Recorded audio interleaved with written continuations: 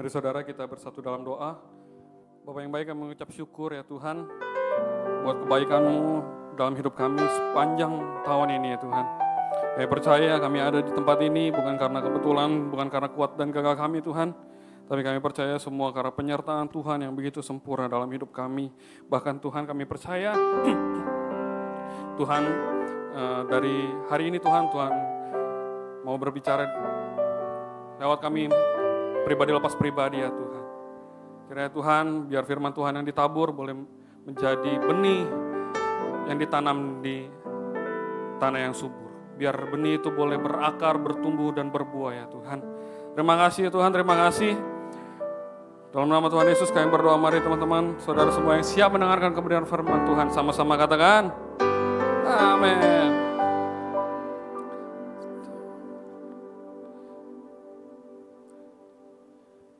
Shalom, saudara semua, Bapak Ibu, teman-teman. Apa kabarnya? Enggak terasa kita udah ada di penghujung tahun 2024. Tahun yang luar biasa sekali. Tahun yang saya percaya tahun 2024 itu tahun yang penyertaan Tuhan yang enggak pernah habis buat hidup kita. Bahwa buktinya kita boleh ada sampai di penghujung tahun ini. Dan kita boleh 2 hari lagi menyambut tahun baru 2025. Saya percaya kalau Bapak Ibu, saudara semua teman-teman ada sampai hari ini, saya percaya Tuhan belum selesai dengan hidup kita. Tuhan masih mau terus bekerja buat hidup kita. Dan izinkan saya juga mengucapkan Selamat Natal dan Tahun Baru buat kita semua. Dan saya berdoa supaya Natal tahun ini nggak berlalu begitu aja. Natal tahun ini boleh tertanam di dalam hidup kita. Natal itu kalau saya tuh berpikir Natal itu ketika Tuhan Yesus lahir ke dunia. Ketika dia pergi ke satu tujuan. Dia sudah tahu mau ngapain di tujuan itu. Nah, sama seperti Tuhan Yesus lahir ke dunia. Dia udah tahu tujuan dia apa lahir ke dunia. Dia memberikan contoh bagaimana cara hidup. Makanya saya berdoa supaya kita semua bisa hidup seperti Yesus hidup. Kita bisa berjalan sebagaimana Yesus berjalan. Dimanapun Yesus berjalan, dimanapun Yesus berdiri, dan kemanapun dia pergi. Di situ ada mujizat terjadi, ada kesembuhan terjadi. Bahkan orang mati pun dibangkitkan. Saya percaya kuasa yang sama. Di Kejadian Tuhan bilang apa? Marilah kita menciptakan manusia menurut gambar dan rupa. Berarti tangan kita seperti tangan Tuhan, mulut kita seperti mulut Tuhan. Ketika kita jamah orang sakit sembuh. Dan apapun yang Yesus bisa lakukan, kita segambar dan serupa dengan dia. Artinya kita bisa melakukan apa yang dia lakukan. Amin Bapak Ibu. Hari ini saya mau bawa tema tentang ketaatan menghasilkan keterobosan. Saya mempersiapkan hari ini, saya berpikir gini, ketaatan itu apa sih sebenarnya? Ketaatan itu maksudnya apa? Bedanya apa dengan hormat? Kan kita sepanjang tahun ini akan dibawakan tema honor, tentang penghormatan. Nah, saya berpikir, apa bedanya taat dan hormat? Nah, ternyata Tuhan berikan hikmat begini. Ketaatan itu adalah rasa takut akan Tuhan. Ketaatan itu sekalipun kita enggak masuk di akal kita, tetapi kita terus melakukan. Itu ketaatan. Mungkin enggak masuk di akal pikiran manusia, tapi kita terus melakukan. Itulah ketaatan. Makanya hari ini saya mau kita sama-sama belajar tentang ketaatan. Karena pas banget waktunya di penghujung tahun. Dan Tuhan juga akan buktikan terobosan-terobosan yang baru di tahun depan buat kita semua. Kalau ketaatan itu kita lakukan dalam kehidupan kita. Mari kita buka Alkitab kita sama-sama di Ayub yang pertama. Ayatnya yang ke-5.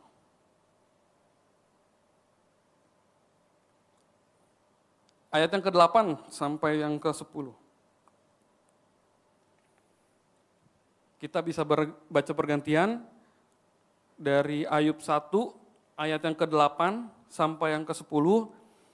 Terus langsung loncat ke ayat yang ke-22. Bapak Ibu udah dapat semua? Yuk kita baca bersama-sama 3, 2.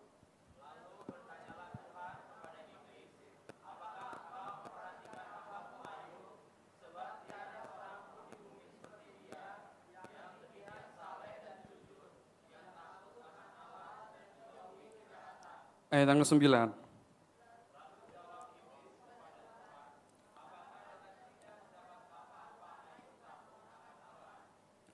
Ayat yang ke-10.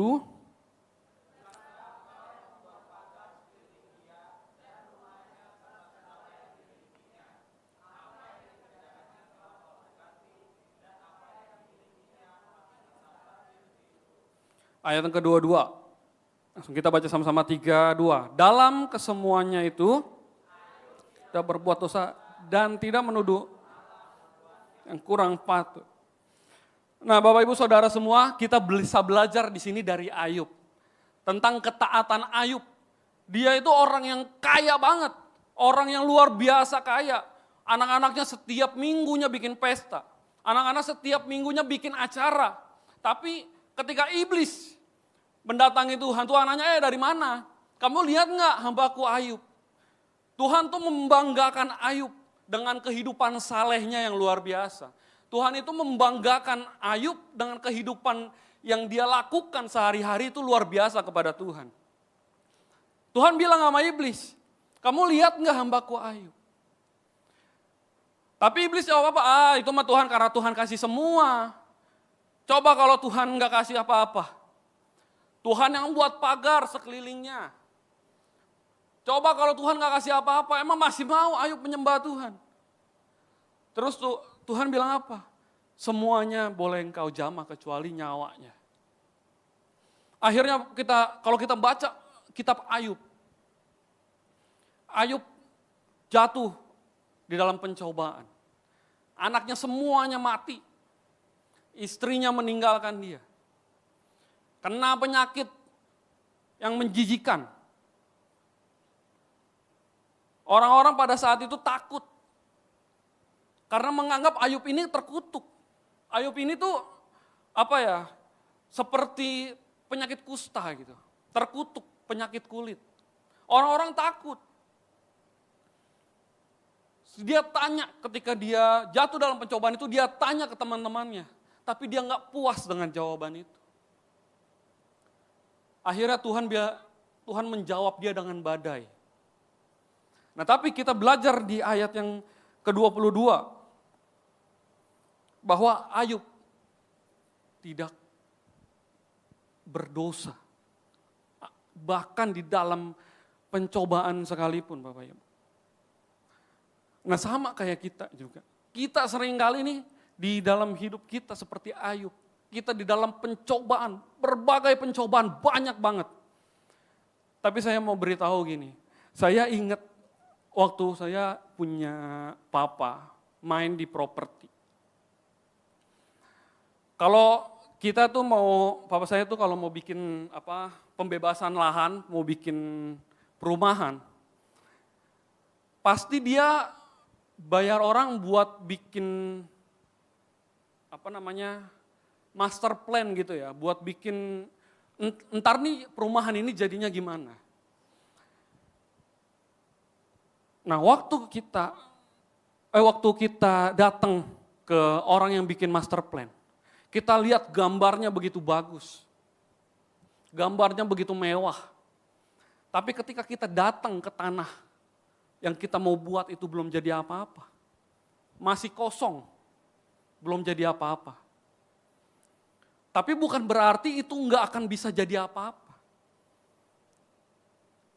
Mungkin itu bisa jadi, kalau orang bilang masa depan. Kayak kalau kita lihat Gading Serpong, BSD gitu ya. Masa depan kota gitu. Kota yang maju luar biasa. Saya berpikir begini, kalau misalkan kita hidup sebagai tanah yang kosong, tapi Tuhan sudah buatkan master plan buat kita. Kalau perumahan aja kita tahu, oh ini Pak Ramon yang bikin. Biarpun mahal orang-orang berebut mau beli. Oh ini BSD yang bikin, orang-orang biar mahal mau beli. Karena apa? Mereka tahu developer ini terjamin. Udah punya nama. Developer ini udah bagus. Kalau saya beli, itu luar biasa nantinya. Nah sama seperti hidup juga Ayub. Mungkin dia ketika dia masih masuk dalam pencobaan, hidup dia jadi kosong. Tapi Tuhan sudah buatkan master plan yang begitu luar biasa buat hidup Ayub. Sama buat hidup kita juga. Mungkin hidup kita hari-hari ini masih kosong, tapi bukan berarti Tuhan gak punya tujuan buat hidup kita, Bapak Ibu. Mungkin hari ini hidup kita lagi gak ada apa-apanya, tapi ingat Tuhan belum selesai dengan kita. Seperti kita mau bangun perumahan, mungkin Tuhan mau bangun pondasinya dulu. Ketika kita naik, kita bisa tetap kokoh dan kuat. Mungkin Tuhan lagi bikin apanya dulu, tapi ketika itu semua jadi, hidup kita akan indah. Seperti master plan-nya Tuhan.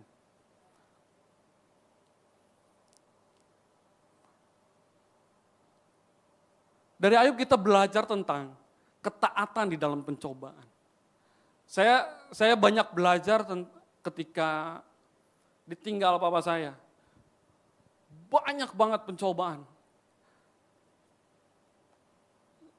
Saya ingat waktu saya mau cari kerja, saya mau pergi ke Kamboja, sampai saya cerita dulu sama Pak Gembala nggak dikasih karena takut pergaulannya di sana nggak bagus. Sampai saya mau dikasih beras, saya mau dikasih sama Pak Gembala, saya mau dikasih sembako tiap bulan. Secara manusia saya butuh, tapi saya masih muda, saya bisa berdiri di atas kaki saya sendiri. Cuman saya nggak terima itu sembako, karena saya tahu saya masih bisa melakukan segala sesuatu. Saya ingat waktu itu saya ditawarin sembako tiap bulan. Aduh, saya malu sekali. Saya malu banget. Karena memang waktu itu semua bergantung dengan papa saya. Sama saya pun juga bergantung dengan beliau. Tapi ketika beliau dipanggil Tuhan, waduh semua berantakan. Tapi ketika kita ambil keputusan buat tetap taat, datang kepada Tuhan, bahwa Tuhan bisa lewatin tahun demi tahun, bahkan saya boleh ada sampai hari ini, semua karena penyertaan Tuhan yang begitu luar biasa. Saya juga ingat kemarin waktu saya mau dipindahin dari Jakarta ke Depok di dalam pekerjaan saya. Saya berpikir, jauh banget Depok nih. Waduh, saya itu nggak mau sebenarnya. Secara manusia saya nggak mau, jauh banget dari Jakarta Pusat ke Depok. Karena di Depok ini belum ada yang pegang gitu ya, jadi masih sendiri saya. Tapi saya juga belajar buat taat, walaupun hati berat. Saya yang tiap hari pulang, jadi sekarang nggak pulang-pulang, kayak Bang Toib. Tapi saya percaya ketika saya taat kepada atasan saya, di situ Tuhan mau bekerja juga lewat saya. Makanya firman Tuhan berkata, lakukanlah segala sesuatu seperti untuk Tuhan. Makanya saya belajar taat, melakukan segala sesuatu seperti untuk Tuhan. Dan kita buka Alkitab kita di Amsal 23 ayat yang ke-18. Kita baca sama-sama 3:2. Karena harapanmu tidak akan hilang. Mungkin hari ini kita belum lihat harapan kita Bapak Ibu. Mungkin hari ini kita belum lihat master plan yang Tuhan gambar buat hidup kita. Tapi firman Tuhan bilang apa? Masa depan ada. Harapanmu tidak akan hilang. Tidak akan. Bukan bisa hilang. Ini tidak akan. Never. Asik bahasa Inggris. Tidak akan pernah hilang. Mungkin sekarang kita belum lihat harapan apa yang ada depan mata kita. Tapi saya percaya ketika kita taat, kita mempersiapkan hidup kita untuk melihat masa depan kita. Yang kedua kita mau belajar tentang ketaatan yang menyelamatkan kita. Kita buka Alkitab kita di Kejadian 6, ayatnya yang ke-13.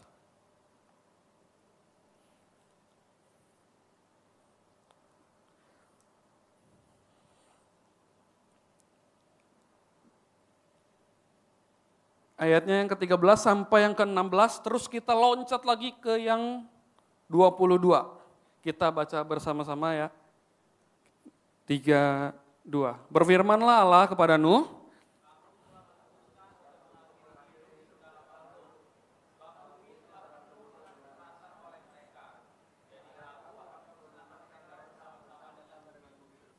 Eh, 14.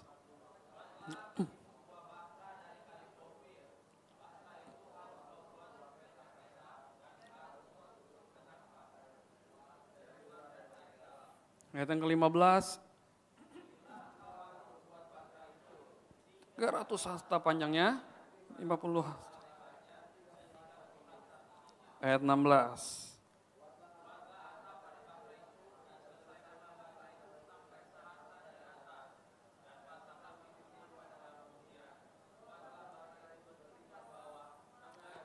Ayat yang ke-22 langsung kita loncat. Tepat. Nah, kita belajar tentang ketaatan yang menyelamatkan Bapak Ibu. Dari sini kita belajar dari Nuh. Ketika Tuhan suruh dia bikin bahtera, di umur dia yang udah gak muda, dia bikin bahtera. Sampai orang-orang sekelilingnya juga bingung, ngapain kamu Nuh? Anak-anaknya juga saya percaya itu diolok-olok, pasti diolok-olok. Ngapain bapak lu udah gila? Mau ngapain bikin bahtera? Tapi Nuh terus melakukan, terus bekerja, bikin bahtera yang begitu besar. Nuh terus melakukan apa yang Tuhan perintahkan kepada Nuh. Nuh terus melakukan pekerjaan yang dilihat orang enggak ada gunanya. Tapi dari sini kita mau belajar bahwa ketaatan Nuh itu yang membawa keselamatan kepada Nuh dan keluarganya. Mungkin waktu dia bikin bahtera itu, dia belum lihat apa-apa. Nuh juga masih bingung.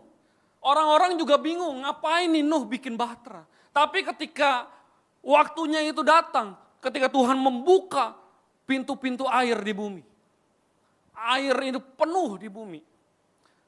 Tapi tinggal bahtera itu yang mengapung. Dari situ kita tahu, Bapak Ibu, bahwa ketaatan kita kepada Tuhan itu membawa kita kepada keselamatan. Bahkan Nuh ketika Tuhan membuka pintu-pintu air, Nuh tetap di dalam bahtera bersama keluarganya. Mungkin kita bingung hari-hari ini kita mau ngapain, tapi tetap taat aja sama Tuhan.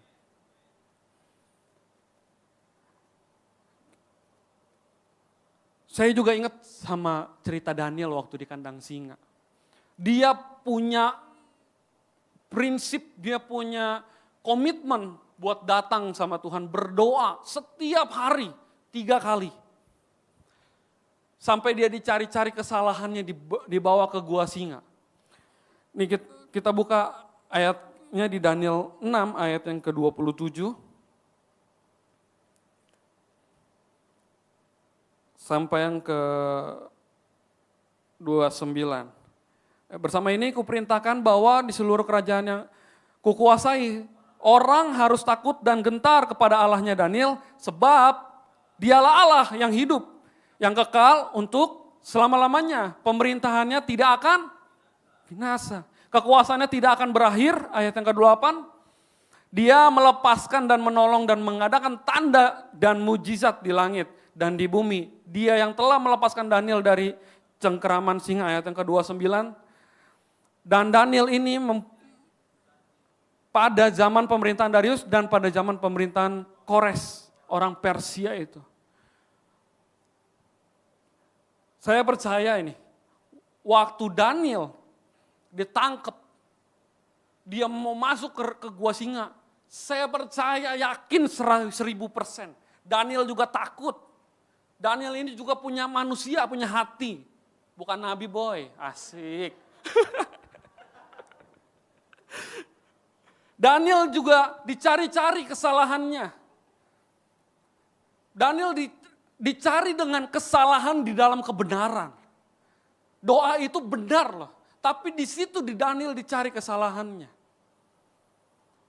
Nah makanya dari situ saya percaya ketaatan kita kepada Tuhan itu mempersiapkan hidup kita buat masuk ke dalam keadaan yang kurang baik dan kita keluar dengan keadaan yang merdeka. Bahkan Nuh pun ketika Tuhan membuka pintu, tapi Tuhan suruh Nuh membuat bahtera dan Nuh ada di dalam bahtera. Ketika air itu surut, Nuh keluar dari bahtera. Dia melihat sekelilingnya, bumi jadi kosong, nggak ada apa-apa. Saya juga percaya ketika kita dalam berbagai pencobaan, kita akan diluputkan daripada Tuhan. Kita akan diluputkan daripada pencobaan itu. Ketika orang-orang kanan kiri, Bapak Ibu Saudara rebah, kita akan tetap berdiri menyaksikan orang-orang. Karena ada Tuhan yang menguatkan kita. Karena ada ketaatan kita yang penuh kepada Tuhan.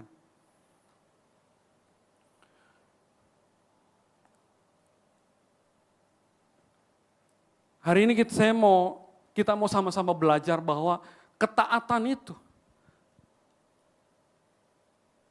bukan sesuatu yang instan, Bapak Ibu. Ketaatan itu bukan sesuatu yang kita bisa dapat hasilnya secara instan. Mungkin hari-hari ini kita belum lihat mujizat Tuhan. Mungkin hari-hari ini kita belum lihat kesembuhan. Mungkin hari-hari ini kita belum lihat masa depan kita. Tapi saya percaya ketika kita melakukan ketaatan kepada Tuhan, saya percaya semua tokoh-tokoh Alkitab sudah membuktikan ketika mereka taat kepada Tuhan. Mereka ketika masuk dalam pencobaan, mereka akan lepas dan menjadi merdeka. Seperti Yesus juga di Filipi 2. Di Filipi 2 kita buka Alkitab kita di Filipi 2. Ini ayat yang terakhir, hamba-hamba Tuhan boleh saya undang maju ke depan. Filipi 2 ayatnya yang ke-5 sampai yang ke-8. Hendaklah kamu dalam hidupmu bersama menaruh pikiran dan perasaan yang terdapat juga dalam Kristus Yesus. Ayat yang ke-6, yang walaupun dalam rupa Allah tidak menganggap kesetaraan dengan Allah itu sebagai milik yang harus dipertahankan. Yang 7, melainkan telah mengosongkan dirinya sendiri dan mengambil rupa seorang hamba dan menjadi sama dengan manusia. Yang terakhir, dan dalam keadaan sebagai manusia, ia telah merendahkan dirinya dan taat sampai mati, bahkan sampai mati di atas kayu salib. Dari sini Tuhan juga mengajarkan kita ketaatan. Ketaatan Yesus yang ketika dia lahir di dalam dunia ini. Ketaatan Yesus yang dia tumbuh menjadi orang dewasa. Dia disiksa bahkan sampai mati di atas kayu salib. Buat memerdekakan saya dan saudara. Saya percaya ketaatan itu bisa membawa hidup kita merdeka di dalam Tuhan. Saya undang kita semua bangkit berdiri.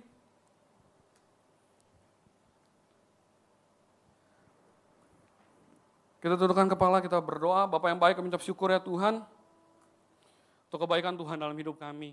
Kami tahu Tuhan hari-hari ini kami Mungkin Tuhan belum melihat apa yang akan terjadi di depan kami. Mungkin hari-hari ini kami belum melihat masa depan kami Tuhan. Mungkin hari-hari ini kami belum melihat mujizat Tuhan. Tapi Tuhan, kami hari ini mau belajar untuk tetap taat dalam Tuhan. Karena kami tahu Tuhan, ketaatan itu mempersiapkan kami untuk kami boleh masuk ke dalam kerajaan Tuhan. Untuk kami boleh masuk ke dalam kehendak Tuhan. Terima kasih Tuhan, terima kasih. Segala pujian hormat hanya bagi Tuhan. Dalam nama Tuhan Yesus kami berdoa mengucap syukur. Haleluya. Amin.